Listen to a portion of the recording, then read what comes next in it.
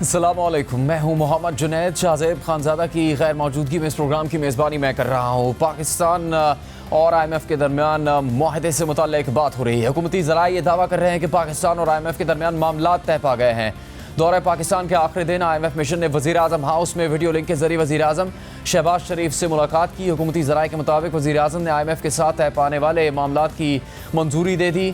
IMF programme की बहाली के बाद अब मुल्क के दिवालिया होने का खतरा टल जाएगा, लेकिन माशी चैलेंजेस अभी भी बरकरार है, क्योंकि IMF की शराइत के तहत हुकूमत को पेट्रोलियम मसनूआत, बिजली और गैस की कीमतों में मजीद इजाफा करना होगा। नए टैक्सेस लगाए जा सकते हैं, जिससे महंगाई में मजीद इजाफा मुतवक्के है। पाकिस्तान को ज़र मुबादला के ज़खायर बढ़ाने होंगे, क्योंकि इस वक्त मुल्क के ज़र मुबादला के ज़खायर पहले ही बहुत कम हो चुके हैं। फरवरी के पहले हफ्ते में ज़र मुबादला के ज़खायर $17 करोड़ मजीद कम होकर $2.9 अरब रह गए हैं। लेकिन IMF के साथ मुज़ाकरात तय पाने के बाद उम्मीद की जा रही है कि दोस्त ममालिक पाकिस्तान को कर्ज देंगे, जिसके बाद ज़र मुबादला के ज़खायर में बेहतरी की उम्मीद है। मगर ये सब मामलात इतने आसान नहीं हैं। हुकूमत को IMF को दी गई यकीन दहानियों पर अमल दरामद करना होगा, जिसके असरात महंगाई की सूरत में आवाम पर पड़ेंगे। हुकूमती ज़राए दावा तो कर रहे हैं कि मामला तय पा गए और वज़ीर ख़जाना इसाक डार इस हवाले से कुछ देर में ऐलान भी करेंगे, मगर अभी तक कोई हतमी चीज़ सामने नहीं आई है। वज़ारत ख़जाना में मौजूद नुमाइंदा दी न्यूज़ मेहताब हैदर से बात करेंगे और उस वक्त तक की सूरत हाल उनसे जानेंगे। मुआशी तज्ज़ियाकार मोहम्मद सुहेल हमारे साथ होंगे और पाकिस्तान के मारूफ सनतकार आरिफ हबीब से भी हम इस बारे में बात करेंगे। मेहताब, क्या पता लग सका है अभी तक हुकूमत की तरफ से? जो खबरें आई कि मामला तय पा गए हैं, वज़ीर-ए-आज़म से भी बात हुई IMF वफ़द की, लेकिन एक ठोस और वाज़ेह ऐलान अब तक क्यों नहीं किया जा रहा है हुकूमत की तरफ से?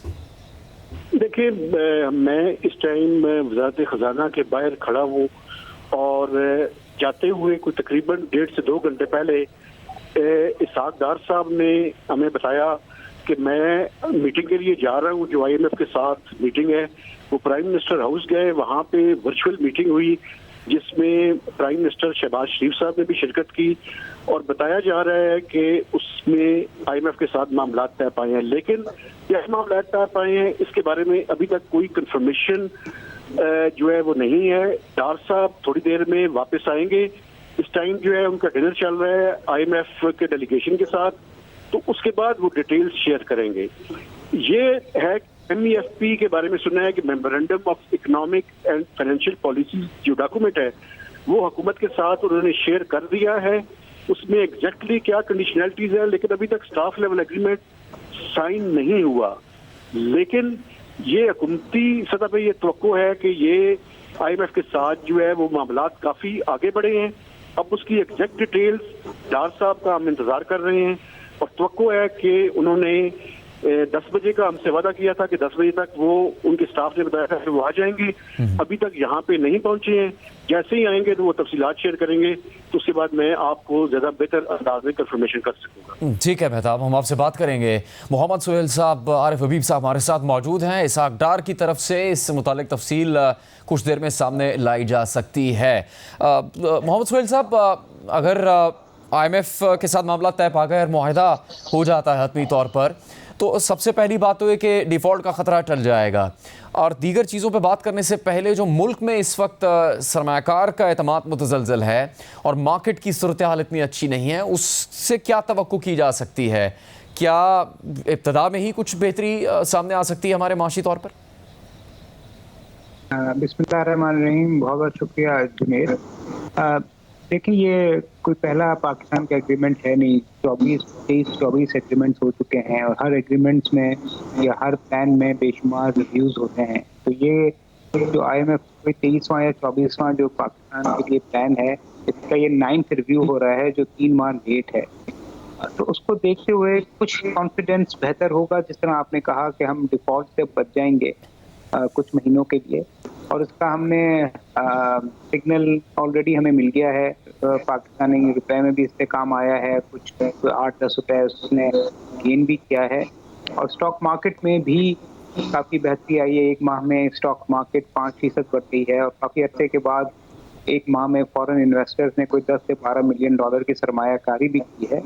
तो कुछ कॉन्फिडेंस ज़रूर आएगा, मगर जिस तरह आपके नुमाइंदे कह रहे थे कि जब तक वो स्टाफ लेवल एग्रीमेंट नहीं हो जाता और फिर उसकी जो कंडीशंस हैं, क्या प्रायर कंडीशंस हैं, क्या कंडीशंस बाद में हैं, वो देखनी होगी। जो हमें इतना मिल रही है, क्योंकि 9 दिन ये IMF का डेलीगेशन पाकिस्तान में था, जो एक्स्ट्रा ऑर्डिनरी है, और जो बातें सुनने में मिल रही हैं कि ये बहुत स्ट्रिक्ट भी है और फ्रंट लोडेड भी है, तो कॉन्फिडेंस तो बाहर जरूर होगा, मगर उसको मेमोरेंडम को एनालाइज करके पता चलेगा कि कितनी हद तक पाकिस्तान वो कंडीशंस को फुलफिल कर सकता है और कितनी हद तक नहीं कर सकता। आरिफ हबीब साहब, पाकिस्तान के सनतकार इस वक्त क्या सोच रहे हैं, और पाकिस्तान का IMF से मुआहदा होने के बाद जो इस बात पर तवक्को की जा रही थी कि दोस्त ममालिक, इंतहाई करीबी ममालिक भी तभी पाकिस्तान की मदद करेंगे, तभी उनकी तरफ से रकम फराहम की जाएगी जब IMF से मुआहदा हो जाता है, क्या वो राह अब हमवार हो जाएगी? और मुस्तकबिल में कितना वक्त लग सकता है? यानी ये अगले चंद माह में किसी हद तक बेहतरी आ सकती है, चूँकि अभी तो सिर्फ महंगाई बढ़ने का अंदेशा है, कीमतें ज़्यादा होने का अंदेशा है, और ये कह चुके हैं हुकूमती नुमाइंदे भी कि सबसे ज़्यादा आवाम के ऊपर इसके असरात पड़ेंगे। लेकिन ये कितना लंबा सफ़र है जो पाकिस्तान को तय करना पड़ेगा यहाँ से आगे बढ़ते हुए, जिसके बाद हम ये कह सकते हैं कि इतने अरसे के बाद पाकिस्तान की मईशत में कुछ बेहतरी आएगी? देखिए, पाकिस्तान की तमाम बिजनेस एसोसिएशन जो है वो ये तकाजा कर रही थी कि गवर्नमेंट जो है जल्द अज जल्द जो है वो IMF के प्रोग्राम की रिजम्पशन के लिए जो है वो इक़दाम करें। और मैं समझता हूँ कि ये बड़ी खुशआइंद बात है कि आज ये इस लेवल पे वो पहुँच गए हैं कि अब उनको स्टाफ लेवल एग्रीमेंट जो है वो साइन करने वाले हैं। आई थिंक उससे सबसे बड़ा फ़ायदा मुझे ये लगता है कि सेंटिमेंट में जो बेहतरी आएगी वो ये कि पाकिस्तान की आइसोलेशन जो है वो ख़त्म हो जाएगी, क्योंकि माली तौर पर जो है वो ये ऐसा नज़र आ रहा था कि पाकिस्तान अकेला हो गया, और इवन पाकिस्तानी खुद जो है वो पाकिस्तान के अगेंस्ट अपने आप को पोजीशन कर रहे थे। तो आपने देखा कि तमाम डॉलर्स भी ले रहे हैं, गोल्ड भी ले रहे हैं, एक्सपोर्टर्स जो है अपने रेमिटेंसेस नहीं भेज रहे हैं, जो हमारे नॉन रेजिडेंट पाकिस्तानीज हैं वो बैंकिंग चैनल से जो है वो पैसे नहीं भेज रहे थे। तो अब ये जैसा ही कुछ ऐसी इंडिकेशन आना शुरू हुई पिछले एक दिन 2 दिन में, तो उसमें हमने बेहतरी देखी, और जो रुपए की इम्प्रूवमेंट और स्टॉक एक्सचेंज में जो बेहतरी आई है वो ये इंडिकेट करती है कि अब ये है कि मार्केट ये समझेगी कि पाकिस्तान जो है वो माली तौर पर अकेला नहीं है, और IMF के प्रोग्राम का रिजम्पशन होना का मतलब ये है कि मल्टीलेटरल एजेंसीज भी आपके साथ हैं, फ्रेंडली कंट्रीज भी जो है वो आपके साथ है, और आई थिंक कमर्शियल मार्केट भी जो है वो किसी अप्रोप्रिएट टाइम पे जो है आपके लिए ओपन हो जाएगी। फिर ये है कि आप प्राइवेटाइजेशन जो है से जो है वो इंटरनेशनल मार्केट में पैसे रेस कर सकते हैं, और ये जो पोर्टफोलियो इन्वेस्टमेंट का इनफ्लो जो है जो अभी शुरू हुआ है ये और बढ़ेगा, तो एक इस्तेहकाम आएगा, और वो इस्तेहकाम का जो सिग्नल होगा तो फिर आपको नज़र आएगा कि तमाम जिन लोगों ने पैसे बाहर ले गए हैं या जिन्होंने डॉलर्स जो है वो अपने पास घरों में रख लिए हैं, वो ज़रूर आई थिंक के जो है वो मार्केट में उसको डालेंगे, तो उसमें वो बेहतरी आएगी। लेकिन इससे ये नहीं समझना चाहिए कि हमारे मसले जो है वो ख़त्म हो गए। बहुत ज़्यादा जो है वो मेहनत और काम करने की ज़रूरत है, और डिसिप्लिन रहने की ज़रूरत है। इसमें पर्टिकुलरली जो करंट अकाउंट डेफिसिट को जो है वो कंट्रोल करना बहुत ज़्यादा क्रिटिकल है, क्योंकि हमने माजी में देखा कि हमारे जितने भी कर्जे हैं वो पिछले 8-10 साल के हम करंट अकाउंट डेफिसिट का टोटल करें तो वो टोटल हमारे फॉरेन एक्सचेंज के कर्जों के बराबर हो जाते हैं। तो उसको हमें जो है वो कंट्रोल से चलना होगा, जिसको कहते हैं कि जितनी चादर है उतना हम पाँव फैलाएं, और ऐसी पॉलिसीज जो है वो करनी होगी। कुछ और इनोवेटिव एक्शंस लेने होंगे कि जिससे वो इन्वेस्टमेंट कि जिससे फॉरेन जो है वो पाकिस्तान में डॉलर्स आए। मैं समझता हूँ कि ये हमारी जो GCC कंट्रीज हैं वो रियल एस्टेट को बहुत अच्छी तरीके से जानते हैं, तो हमारे पास ऐसे प्रोडक्ट हैं कि हम उनको रियल एस्टेट प्रपोजल्स दें जिसमें ये है कि 10-15 बिलियन डॉलर्स तक जो है वो हम रेस करते हैं। नॉन रेजिडेंट पाकिस्तानीज जो है उसमें बहुत ज़्यादा दिलचस्पी लेते हैं रियल एस्टेट में। ये तो फॉरेन पैसा जो है वो पाकिस्तान में डॉलर की सूरत में आएगा। हम ये रिफाइनरी लगाना और दूसरी चीज़ें जो कह रहे हैं वो तो कोई पैसे जो है वो फॉरेन एक्सचेंज जल्दी नहीं आएगा, या उससे जो है वो बल्कि हमें कुछ स्पेंड करना पड़ेगा। तो यस, ये कारोबारी जो हल्का है उसमें एक कंफर्ट आएगा, और पाकिस्तान की तरफ जो है वो पॉजिटिविटी का माहौल जो है वो पैदा हो सकता है। सोहेल साहब, फौरी तौर पर असरात क्या मुरतब होंगे IMF पाकिस्तान के मुआहदा हो जाने के बाद आवाम पर, पाकिस्तान के आवाम पर, महंगाई की सूरत में, और किस किस्म की मुश्किलात का सामना करना पड़ सकता है? और दूसरा ये कि जो हुकूमत के सॉवरन लोन्स हैं, 70 बिलियन डॉलर से भी ऊपर जा चुका है फिगर, उसके ऊपर क्या पाकिस्तान हुकूमत कामयाबी से रोल ओवर हासिल कर सकेगी? और इससे पहले एक तनाज़ा था पेरिस क्लब से बात करने का, क्या वो भी पाकिस्तान को अब करना चाहिए? देखिए, आम आदमी के लिए तो मेरा ख्याल में कोई ज़्यादा फर्क नहीं होगा, बल्कि उस पर तो बोझ बढ़ेगा। हम सुन रहे हैं कि GST 17 से 18% हो जाएगा। इसके अलावा जो पेट्रोल डीजल पे जो PDL है, डीजल पे 50 हुआ नहीं है, वो भी होगा, और उस पर शायद PDL मजीद बढ़ जाए। इसी तरह गैस के रेट जो पाकिस्तान में पिछले 3-4 साल से बढ़े नहीं हैं, और बहुत ही सस्ती गैस है, वो भी बढ़ेगी। बिजली के रेट भी रैशनलाइज होंगे। महंगाई की शरह तो बढ़ेगी, तो जो 25% है अभी, वो हो सकता है 30-35% हो जाए। दूसरी जानिब आपने कहा, आई थिंक यही सबसे बड़ा पाकिस्तान के लिए जो इशू है। हमने इस तरह का एक्सटर्नल अकाउंट क्राइसिस देखा है, करंट अकाउंट बढ़ते हुए देखे हैं। तो जिस तरह आरिफ साहब ने कहा, करंट अकाउंट को तो हमें ख़त्म ही करना पड़ेगा। तो अब वो किस तरह होता है, पॉलिटिकल कंसेंसस करना पड़ेगा। मगर सबसे बड़ा इशू ये है कि पाकिस्तान ने पिछले 6-7 सालों में बहुत ज़्यादा डॉलर में कर्जे लिए हैं, और शॉर्ट टर्म कर्जे लिए हैं। तो अब ये सिचुएशन है कि हर माह $2 बिलियन पाकिस्तान को अदायगियाँ करनी है।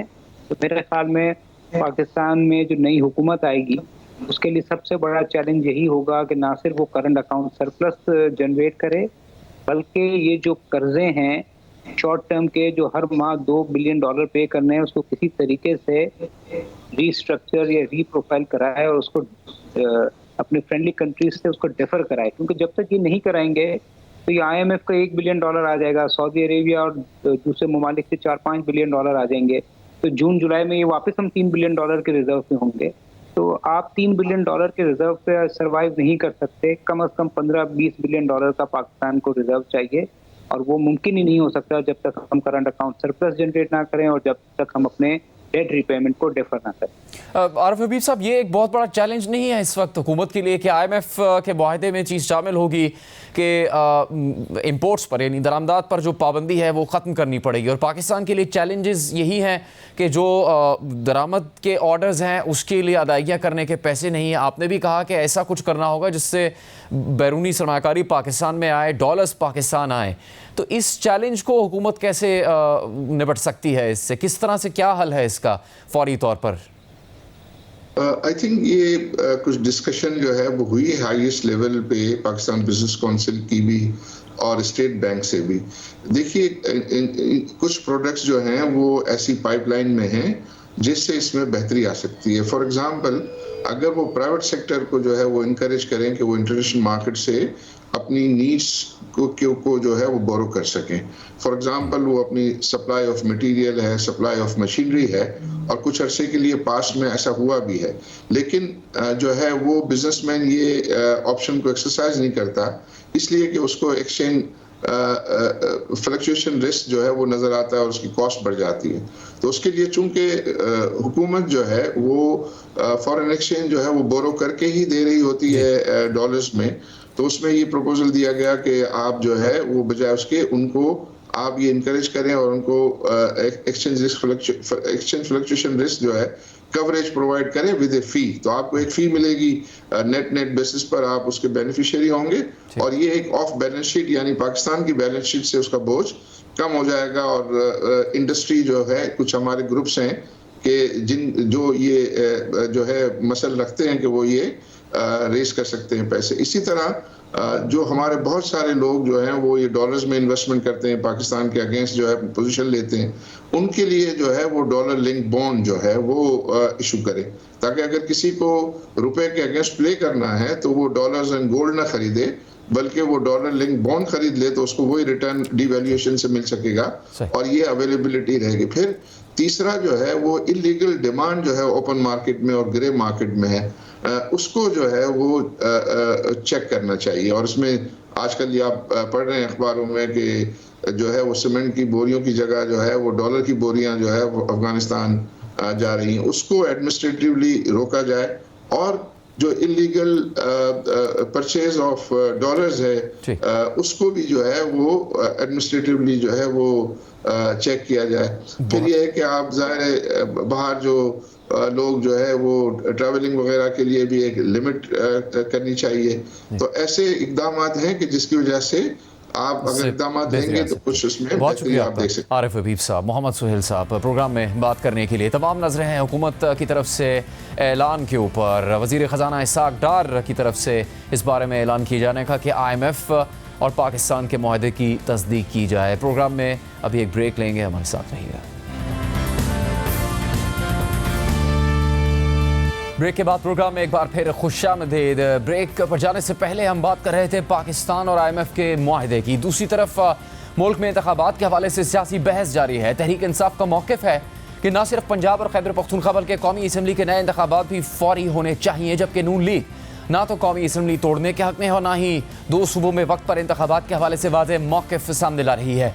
ऐसे में सुप्रीम कोर्ट से चीफ जस्टिस ऑफ पाकिस्तान के अहम रिमार्क्स सामने आए हैं। जस्टिस उमर अता बंदयाल ने नैब तरमीम के खिलाफ केस की समाअत करते हुए आज रिमार्क्स दिए हैं कि मुल्क में तमाम मसाइल का हल आवाम के फैसले से ही मुमकिन है। इलेक्शन कमीशन ने स्पीकर रूलिंग केस में कहा था कि नवंबर 2022 में आम इंतखाबात करवाने को तैयार होंगे। चीफ जस्टिस का कहना था कि मौजूदा पार्लियामेंट को दानिस्ता तौर पर नामुकम्मल रखा गया है। मौजूदा पार्लियामेंट से होने वाली कानून साजी भी मतनाज़े हो रही है। अब इमरान खान असम्बली में नहीं है और नैब तरमीम जैसी कानून साजी मतनाज़े हो रही है। इस केस में इमरान खान का हक दावा होने या ना होने का मामला नहीं बनता। मुल्क की सबसे बड़ी सियासी जमात के सरबराह ने नैब तरमीम चैलेंज की हैं। इमरान खान कोई आम शहरी नहीं। हुकूमत छोड़ने के बाद भी इमरान खान को आवाम की बड़ी पुष्टपनाही हासिल रही। PTI ने पहले पार्लियामेंट छोड़ने की हिकमत-अमली अपनाई, पता नहीं क्यों फिर पार्लियामेंट में वापस आने का भी फैसला कर लिया। क्यों ना इमरान खान को बुलाकर पूछा जाए कि असम्बली नहीं जाना तो इलेक्शन क्यों लड़ रहे हैं। एक तरफ सुप्रीम कोर्ट में आज ये समाअत हुई और दूसरी तरफ लाहौर हाई कोर्ट में पंजाब असम्बली के इंतखाबात वक्त पर करवाने के हवाले से असद उमर की दरख्वास्त की समाअत हुई। जस्टिस जवाद हसन पर मुश्तमिल सिंगल बेंच के सामने गवर्नर पंजाब ने अपने तहरीरी जवाब में कहा है कि अगर गवर्नर ने वज़ीर आला की नाम नहाद एडवाइस पर असम्बली तहलील नहीं की तो इलेक्शन की तारीख देना गवर्नर की जिम्मेदारी नहीं। गवर्नर ने इलेक्शन कमीशन के इख्तियार में कोई रुकावट नहीं डाली। इलेक्शन कमीशन के वकील ने केस की तैयारी के लिए मजीद वक्त की इस्तेदा करते हुए कहा कि मुझे कल ही ये केस दिया गया है, तैयारी के लिए कुछ वक्त दे दिया जाए। वफाकी हुकूमत के वकील ने कहा कि अगर तारीख का ऐलान हो जाता है और इलेक्शन कमीशन इस तारीख पर इलेक्शन नहीं करवा पाता तो क्या होगा। अगर 20 अरब रुपए खर्च होने के बाद भी इलेक्शन ना हो सके तो क्या होगा। जिस पर इलेक्शन कमीशन के वकील ने कहा कि अगर हुकूमत इलेक्शन के लिए बजट ही ना दे तो क्या होगा। दौरान इस समाअत वफाकी हुकूमत के वकील ने लार्जर बेंच बनाने की इस्तेदा की और कहा कि अदालत अपना जहन दे चुकी है, इसीलिए लार्जर बेंच बनाने की इस्तेदा कर रहे हैं। इस दरख्वास्त की समाअत कल फिर होगी, जबकि खैबर पख्तूनख्वा में 90 दिन के अंदर इलेक्शन करवाने के हवाले से पेशावर हाई कोर्ट में भी दरख्वास्त ज़ेर समाअत है। आज वफाकी हुकूमत और इलेक्शन कमीशन के वकील ने लाहौर हाई कोर्ट के सामने कुछ निकात उठाए। गुज़श्ता रोज़ 3 अहम वजारतें इस बारे में इलेक्शन कमीशन को ख़त भी लिख कर दे चुकी हैं। ज़राए के मुताबिक वज़ारत ख़जाना ने इलेक्शन कमीशन से इंतखाबात के लिए इजाफी ग्रांट का मुतालबा मौखर करने की दरख्वास्त की है। वज़ारत दिफा ने खैबर पख्तूनख्वा और पंजाब असम्बली में इलेक्शन और कौमी असम्बली की 13वीं नशस्तों पर ज़िमनी इंतखाबात के लिए रेंजर्स और FC की फरहमी से माज़रत कर ली है। जबकि वज़ारत दाखिला ने लिख दिया है कि हालिया दहशतगर्दी के बाद सिक्योरिटी सूरत हाल ठीक नहीं। सिक्योरिटी फोर्सेस दहशतगर्दी से निमटने में मसरूफ़ हैं। ऑपरेशन के बायस सिक्योरिटी इदारों को कहीं और लगाने की गुंजाइश नहीं है। इस पर रद्दअमल देते हुए फवाद चौधरी ने कहा कि किसी इदारे के पास ये कहने का ऑप्शन नहीं है कि हम इलेक्शन कमीशन को ये नहीं देंगे, वो नहीं देंगे। आज अखबारों की हेडलाइन अजीबोगरीब है कि जी GHQ ने कह दिया है हम फौज वो नहीं देंगे, रेंजर्स नहीं देंगे, फाइनेंस कह रही है हम पैसे नहीं देंगे। आइन का आर्टिकल 220 वाजे है, इलेक्शन कमीशन के अहकामात पे अमल दरामद होना है। किसी इदारे के पास ऑप्शन ही नहीं है कि वो इनकार करे कि हम इलेक्शन कमीशन को ये नहीं देंगे या वो नहीं देंगे। अगर आप इलेक्शन कमीशन के तहत उनको सहूलियात नहीं देते, आप आर्टिकल 220 की खिलाफ वर्जी कर रहे होंगे, आप आइन को एब्रोगेट कर रहे होंगे। सो वजारत दिफा हो या वजारत दाखिला हो या पाकिस्तान के किसी और एग्जीक्यूटिव अथॉरिटी हो, उसके पास कोई इख्तियार नहीं है कि वो इलेक्शन कमीशन के इलेक्शन कराने के अमल के ऊपर रखना डाले। जबकि दूसरी तरफ सियासी मैदान में मरियम नवाज इमरान खान को ललकार रही हैं। आज एबटाबाद में वर्कर्स कन्वेंशन से खिताब करते हुए उन्होंने कहा कि जेलें भरनी है तो फराग होगी और बुशरा बीबी से आगाज करें। ये आज जो जेलें भरने की बात कर रहे थे, 10 साल ये अपनी जेबें भरते रहे। कहते हैं कि कारकुन पहले गिरफ्तार हूँ। भाई कारकुन क्यों गिरफ्तार हूँ? जेबें तुमने भरी है, कारकुनों ने नहीं भरी। पहले तो फराह गोगी साहिबा को गिरफ्तार कराएं, जो सब कुछ लूट मार करके आपकी फ्रंट पर्सन थी, वो दौड़ गई दुबई। गिरफ्तारी का आगाज वहां से करें। रिश्वत आपकी बेगम साहिबा ने ली हुई है, पहले गिरफ्तारी वहां होनी चाहिए। जबकि इमरान खान ने भी आज मरियम नवाज पर तनकीद की है। जमान पार्क में सहाफ़ियों से बात करते हुए उन्होंने कहा कि मरियम नवाज को मिसेस मंडेला बनाकर पाकिस्तान में लॉन्च करने की कोशिश की गई। मरियम नवाज को लॉन्च करने की कोशिश बुरी तरह नाकाम हो गई। मुलाकात में सहाफ़ी ने मौजूदा आर्मी चीफ से मुलाकात के बारे में सवाल किया तो इमरान खान ने कहा कि ताली एक हाथ से नहीं बल्कि दोनों हाथों से बचती है। इमरान खान ने यह भी कहा कि पहले हुकूमत दहशतगर्दी के खिलाफ APC बुलाए, हम APC में जाने या ना जाने का फैसला बाद में करेंगे। इसी बारे में हम बात करेंगे वफाकी वज़ीर दिफा मुस्लिम लीग नून के सीनियर रहनुमा ख्वाजा आसिफ से। ख्वाजा साहब, शुक्रिया आपके वक्त के लिए। मुल्क में सियासी हलचल तो जारी है ही, लेकिन IMF और पाकिस्तान के मामला तय पा जाने से मुतालिक मुस्लिम लीग नून की हुकूमत की हिकमत अमली क्या होगी मुस्तकबिल के हवाले से? आवाम को बहुत ज़्यादा फिक्र है मुआशी हालात की, कीमतें बढ़ने का डर है, खौफ है कि महंगाई की नई लहर आएगी। हुकूमत की हिकमत अमली क्या है आगे आने वाले महीनों और दिनों के लिए? बिस्मिल्लाहिर्रहमानिर्रहीम। मैं शुक्रगुजार हूँ आपका। देखें, पहला तो थ्रेशोल्ड जो है वो इंशाल्लाह ताला मेरा ख्याल है आज ही क्रॉस हो जाएगा कि IMF का जो एग्रीमेंट है वो साइन हो जाएगा। लेकिन देखें, आपकी बात अपनी जगह बिल्कुल बजा है, मैं उससे 100% इत्तेफाक करता हूँ। लेकिन एक बात बताइए कि IMF के साथ अरेंजमेंट तय पाए गए जब PTI की हुकूमत, उन्होंने तमाम तर शराइत उनकी मंजूर कर ली और हमने ये एग्रीमेंट जो है उनसे इनहेरिट किया उस हुकूमत से। जब हमारी हुकूमत आई तो मुख्तलिफ इनके वज़रा ने आपस में जो है उस एग्रीमेंट को सबटाइज करने की कोशिश की।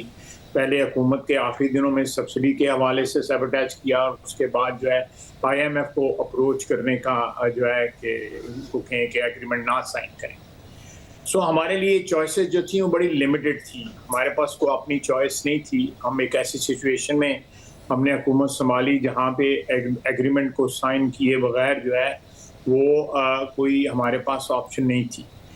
अब अगर आप देखा जाए तो ये आपकी बात दुरुस्त है कि इस एग्रीमेंट के बाद जो है लाजमी तौर पे जो खुसूसन जो टैरिफ है, ज़रूरियात का जो यूटिलिटी का जो टैरिफ है वो इंक्रीज़ होंगे और भी चीज़ें जो है महंगी होंगी। जब यूटिलिटी के रेट बढ़ेंगे तो लाजमी तौर के ऊपर जो है अशाए खुर्दनी के भी जो है रेट बढ़ जाएंगे।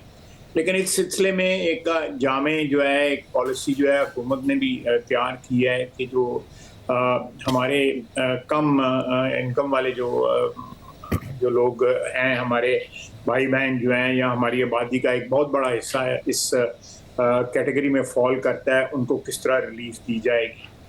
लेकिन इसके साथ साथ जो है एक गुमगू की कैफियत भी ख़त्म होगी। जुनेद, जो पिछले 6-7 माह से चल रही है कि जो आपने बात की है कि चॉइसेस सख्त हैं, इनमें से कौन सी चॉइस अपनाई जाए।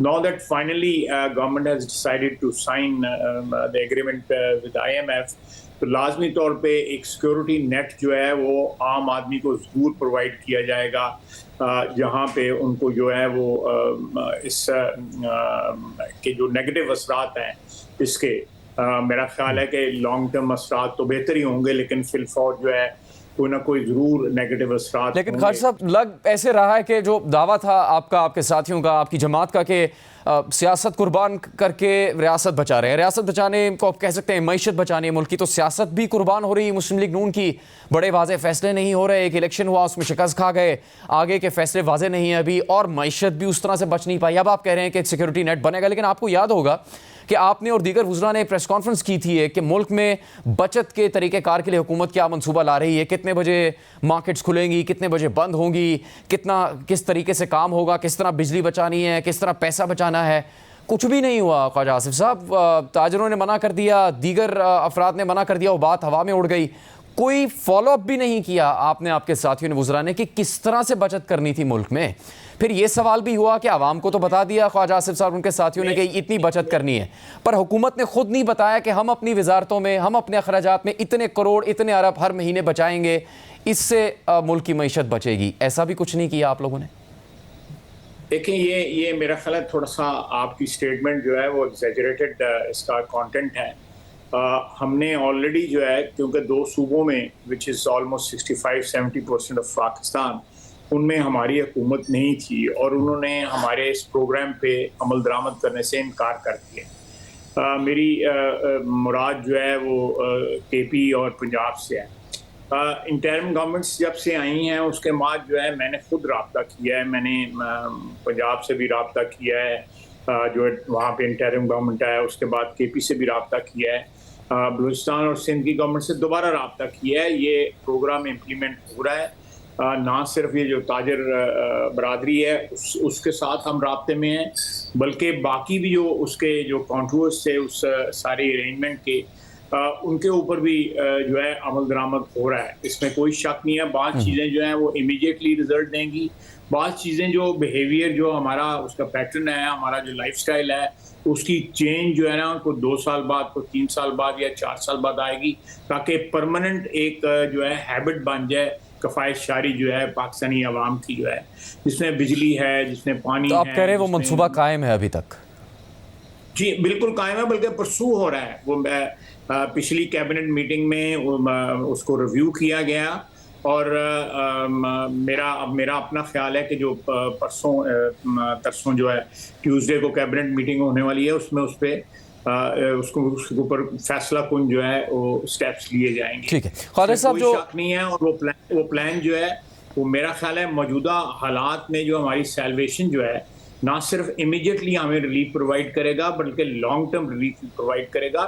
जुनेद, यहाँ पे मैं कहना चाहूँगा कि ये जो सॉल्यूशंस हैं ये परमानेंट सॉल्यूशंस नहीं हैं IMF वगैरह के और दूसरे, ये हमें एक टेम्परेरी रिलीफ ज़रूर प्रोवाइड करते हैं, लेकिन जब तक, मैं दोबारा उस तरफ आऊँगा, जब तक हम अपना लाइफस्टाइल जो है वो नहीं बदलेंगे और हमारे जो बड़ी क्लासेस हैं, जो जिन लोगों पे अल्लाह ताला ने बहुत करम फजल किया हुआ है, हमारे जो अमीर कबीर लोग जो हैं, उनमें और आम आदमी में बहुत ज़्यादा फ़र्क पड़ गया, बहुत बड़ी खलीज जो है आ गई हुई है।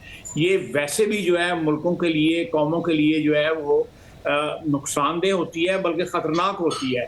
जब तक हम इस ब्रिज नहीं करेंगे इस गैप को, मेरा नहीं ख्याल कि हमारे मुल्क में कोई भी चीज़ जो है अमन अमान जो है कायम हो सके।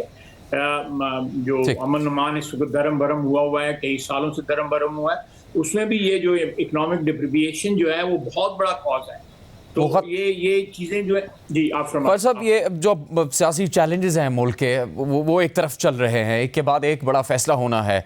अब सुप्रीम कोर्ट में जो समाअत हुई उसमें चीफ जस्टिस ने रिमार्क्स दिए कि उन्होंने ख़ास तौर पे कहा कि मौजूदा पार्लियामेंट को दानिस्ता तौर पर नामुकम्मल रखा गया है और फिर जो पार्लियामेंट से कानून साजी हो रही है वो भी मुतनाज़ हो रही है। वाकई ऐसा है कि PDM इत्तेहाद ने दानिस्ता तौर पर कोई ये एक प्लानिंग की है कि नामुकम्मल रखा जाएगा मौजूदा पार्लियामेंट को? देखें जी, हमने तो जुनेद उनको इस्तीफा देने पे हमने तो नहीं कहा था। They could have stayed in the assembly, बिल्कुल उनके पास चॉइस थी। उन्होंने खुद कहा कि मैं इस असेंबली में नहीं बैठना चाहते और इस्तीफे दिए। हमने उनसे इस्तीफे नहीं लिए, हमने उनको फोर्स नहीं किया कि वो इस्तीफे दें। और उसके बाद जो है जब इस्तीफों के ऊपर पहला इलेक्शन आया तो हर सीट पे इमरान खान खुद खड़े हो गए, जिसका मतलब था कि वो नहीं चाहते थे कि दोबारा जो है पार्टिसिपेशन जो है नेशनल असेंबली में आए। वो इस चीज़ को एक सियासी हथकंडे के तौर पे इस्तेमाल कर रहे थे।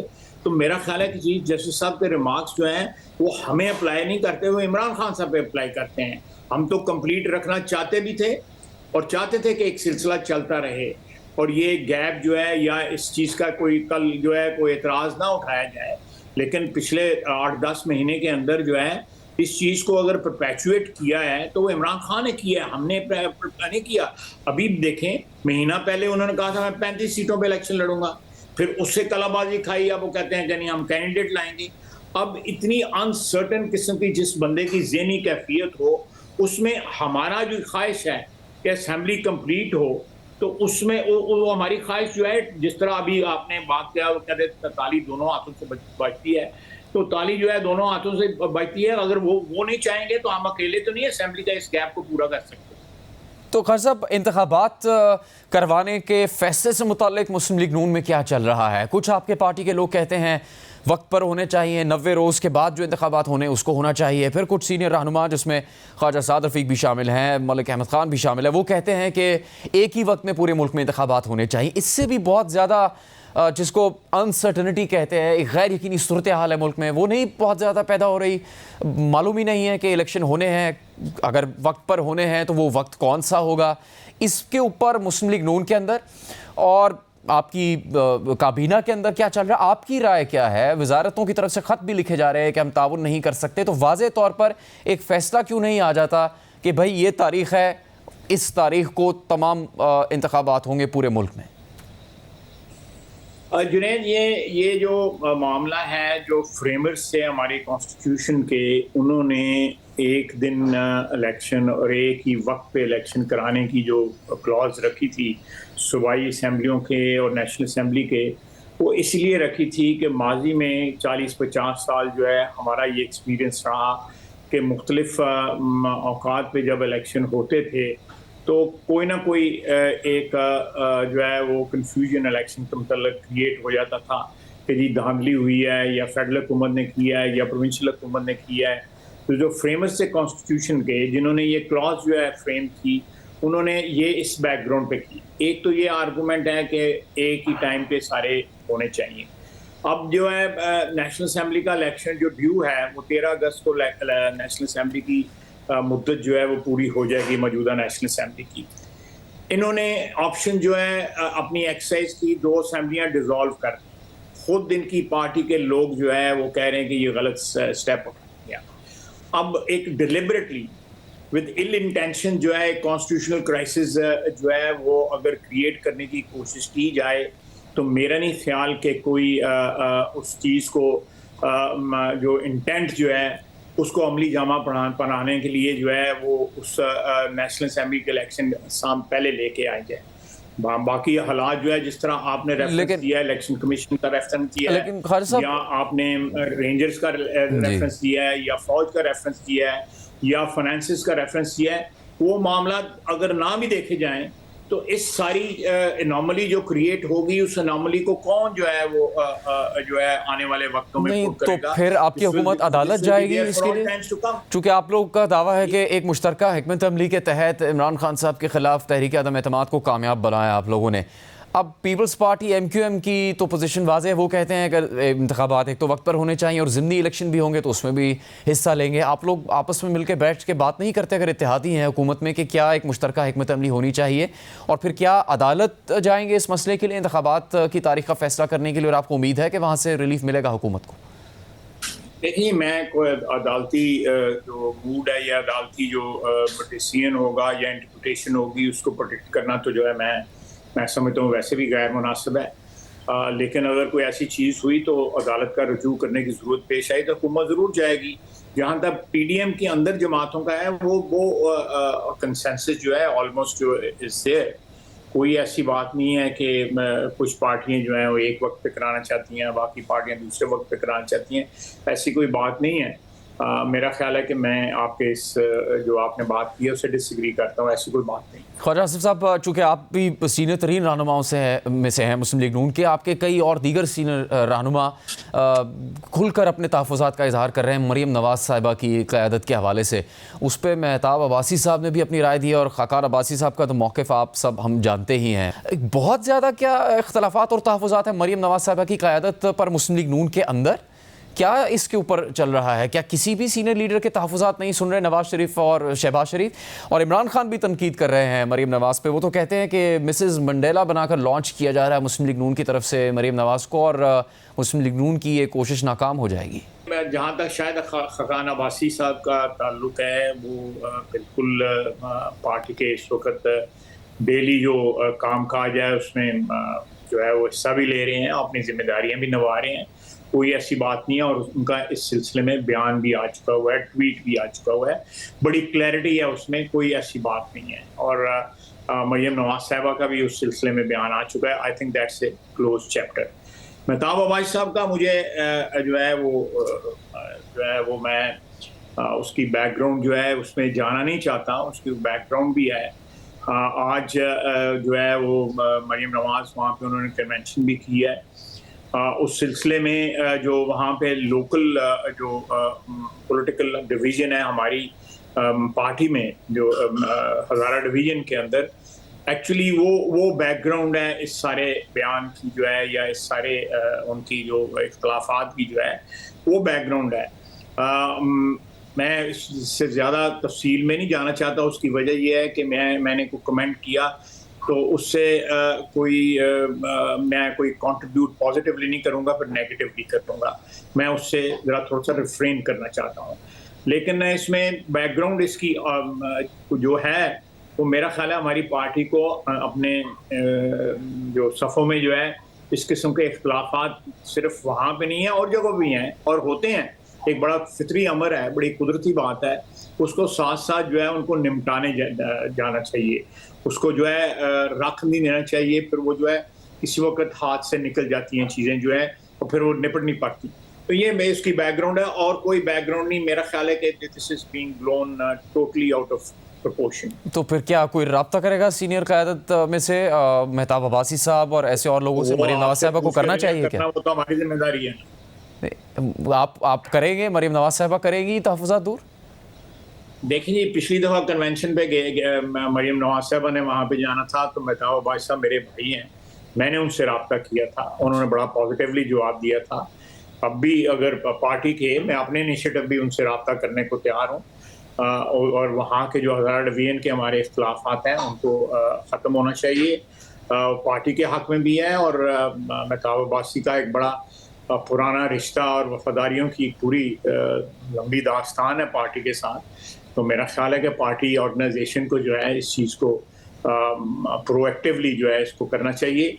बाकी कोई ऐसी फिक्र वाली बात नहीं है, ज़्यादा तशवीश नहीं मेरा ख्याल होनी चाहिए आप दोस्तों। बहुत बहुत शुक्रिया आपका ख्वाजा आसिफ साहब प्रोग्राम में बात करने के लिए। प्रोग्राम जारी रहेगा एक ब्रेक के बाद। ब्रेक के बाद प्रोग्राम में एक बार फिर खुशामदीद। मुल्क में इंतखाबात के हवाले से गैर यकीनी सूरत हाल है। हुकूमत अब तक कोई वाज़ेह फ़ैसला नहीं कर सकी है। गवर्नर्स की मुख्तलिफ आरा सामने आ रही हैं, लेकिन हुकूमती इत्तेहादियों में से एक जमात पीपल्स पार्टी का मौक़िफ़ बहुत ही वाज़ेह है। MQM के साथ साथ वो भी ये समझते हैं कि ज़िमनी इंतखाबात का भी बॉयकॉट नहीं करना चाहिए और आम इंतखाबात भी वक्त पर होने चाहिए। 2 असम्बली अगर तहलील हुई हैं तो आइन के मुताबिक 90 रोज़ के अंदर उनके इंतखाबात हो जाने चाहिए। इससे मुताल्लिक पीपल्स पार्टी के मुख्तलिफ रहनुमाओं का मौक़िफ़ खुलकर सामने आ चुका है और पीपल्स पार्टी के एक रहनुमा फैसल करीम कुंडी सेक्रेटरी इत्तलात हैं, उनकी जानिब से भी इससे मुताल्लिक वाज़ेह मौक़िफ़ सामने रखा गया है। उन्हीं से हम इस वक्त बात करेंगे। फैसल कुंडी साहब, बहुत शुक्रिया आपके वक्त का। जब हुकूमत की इत्तेहादी है पीपल्स पार्टी, तो फिर हुकूमत से बैठकर इस बारे में बात नहीं की गई है कि क्या हिकमत अमली होनी चाहिए इंतखाबात से मुताल्लिक, क्या वक्त पर होने चाहिए या एक साथ वक्त आम इंतखाबात होने चाहिए? क्या पीपल्स पार्टी की क़यादत ने वज़ीर आज़म शहबाज शरीफ से इससे मुताल्लिक बात नहीं की है ताकि एक गैर यकीनी ख़त्म की जा सके मुल्क में इंतखाबात से मुताल्लिक? बिस्मिल्लाहिर्रहमानिर्रहीम। देखें, पहले ज़िमनी इलेक्शंस का ऐलान हुआ जिसमें PDM ने ऐलान किया कि वो उस इलेक्शन का ज़िमनी इलेक्शंस का बायकॉट करेंगे, लेकिन क्योंकि पाकिस्तान पीपल्स पार्टी PDM का हिस्सा नहीं है तो हमने इसमें कहा कि हम इसका जो है वो बायकॉट नहीं कर सकते और हम ना करते हैं, क्योंकि मोहतरमा शहीद ने कहा था कि 1985 के इलेक्शन का बायकॉट करना मेरी सबसे बड़ी सियासी गलती थी। लिहाजा पाकिस्तान पीपल्स पार्टी की बहुत सी रिजर्वेशन हो, जो कुछ भी हो, हम जो है इलेक्शन में को कभी भी जो है उसमें जो है हमेशा इलेक्शन में जाते हैं, इलेक्शन को कभी भी हम बायकॉट नहीं करते। दूसरी बात यह है कि आइन ये कहता है कि आपने 90 दिन के अंदर इलेक्शंस कराने हैं। असम्बली टूटी है 2, उसमें जो है 90 दिन के अंदर इलेक्शन होना है, इलेक्शन कमीशन ने वो इलेक्शन कराना है। अब जो भी हम कहते हैं पाकिस्तान पीपल्स पार्टी का ये मौक़िफ़ है कि आइन जो कुछ भी कहता है उसके मुताबिक उसको फॉलो करना चाहिए। अब हम क्योंकि ज़िमनी इलेक्शंस में गए हुए हैं, हमारे कैंडिडेट्स ने कमीशन पेपर जमा कराए हुए हैं, उनको टिकट्स इशू होनी है और हम भरपूर इंशाल्लाह उनकी कैंपेन चलाएँगे। जो दूसरी तरफ है, बिल्कुल हम हुकूमत से भी बात करेंगे कि जो चीज़ आइन और कानून के मुताबिक है उसके ऊपर हमें चलना चाहिए और 90 दिन में इलेक्शन होने चाहिए। फैसल करीम कुंडी साहब, लेकिन जो तौजीहात पेश कर रही है हुकूमत PDM की हुकूमत और मुस्लिम लीग नून के अब मुल्क के हालात, ख़ास तौर पर माशी बहरान, फिर दहशतगर्दी का ख़तरा है। माजी की मिसालें भी दी मुस्लिम लीग नून के लोगों ने। ये कहा कि 2007 में मोहतरमा बेनज़ीर भुट्टो की शहादत के बाद भी कुछ वक्त ताख़ीर का शिकार हुए थे इंतखाबात। इस वजह से अभी नहीं होने चाहिए इंतखाबात, और फिर जो वक्त है, अगर एक तजवीज़ आ रही है, बात की जाती, वो भी हतमी नहीं है कि इस बरस अक्टूबर के करीब इंतखाबात होने चाहिए। क्या उनमें से किसी भी उज़र से इत्तफाक नहीं करती है पीपल्स पार्टी? एक तो ज़िमनी इलेक्शन की आप बात कर रहे हैं, अगर अनाउंस हो गए तो उसमें जाना, बॉयकॉट नहीं करना, लेकिन आम इंतखाबात का ऐलान करना, चाहे वो खैबर पख्तूनख्वा असम्बली के लिए इंतखाबात हैं, पंजाब असम्बली के लिए हैं, या फिर कौमी असम्बली के इंतखाबात, उससे मुतालिक जो मौक़िफ़ है मुस्लिम लीग नून का और दीगर इत्तेहादी जमातों का जो हुकूमत में है और PDM में, उससे इत्तफाक नहीं करती पीपल्स पार्टी? देखिए, मैं इससे तो इत्तफाक बिल्कुल नहीं करूँगा कि मोहतरमा की शहादत की सिचुएशन पाकिस्तान में है।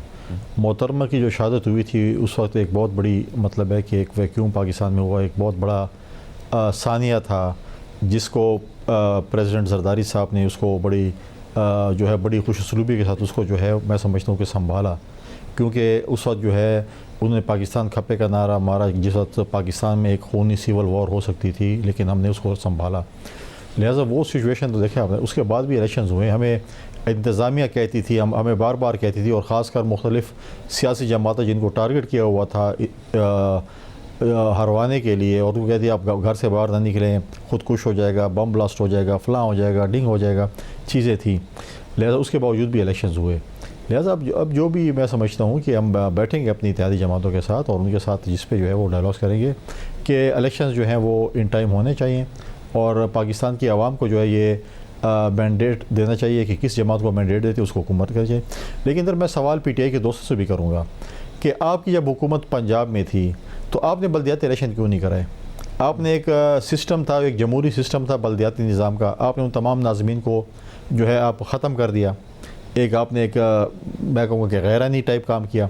उसके बाद आपने इलेक्शन कराने थे, तो उस वक्त बताएं कि आपके पास पैसे नहीं थे या क्या नहीं था कि हमारे पंजाब में बल्दियाती इलेक्शन PTI नहीं करा सकी? क्यों नहीं करा सकी? उसके क्या उनके पास मंतक है, क्या जवाब है इसके लिए? क्या वो बताएंगे कि हमने क्यों नहीं करा इलेक्शन? लेकिन फैसल करीम कुंडी साहब, अब अगर हुकूमत PDM जमातें फ़ैसला करती हैं कि एक वक्त एक ही साथ इकट्ठे इंतखाबात होंगे मुल्क में, सूबाई असम्बलियों के, कौमी असम्बली का अलग अलग नहीं होंगे, एक साथ करने का फ़ैसला करती है, तो फिर पीपल्स पार्टी साथ देगी उस फैसले का? देखें, अभी तो ये फ़ैसला नहीं हुआ। जब फ़ैसला होगा तो पाकिस्तान पीपल्स पार्टी की क्यादत बैठेगी और फिर उसके बाद हम डिस्कशन करेंगे।